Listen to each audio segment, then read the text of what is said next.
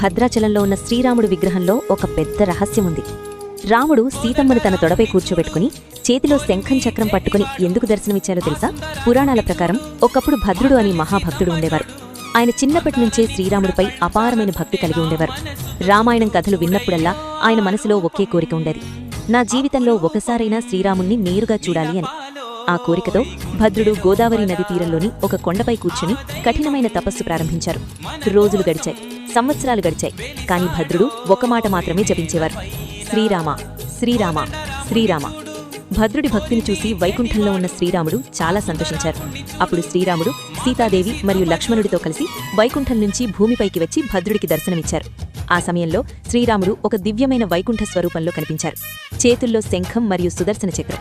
ఎడమ తొడపై సీతాదేవిని కూర్చోబెట్టుకుని పక్కన లక్ష్మణుడు ధనుస్సు పట్టుకుని నిలబడి ఉన్నారు. ఆ దివ్య దర్శనం చూసి భద్రుడు ఆనందంతో నమస్కరించారు. తర్వాత ఆయన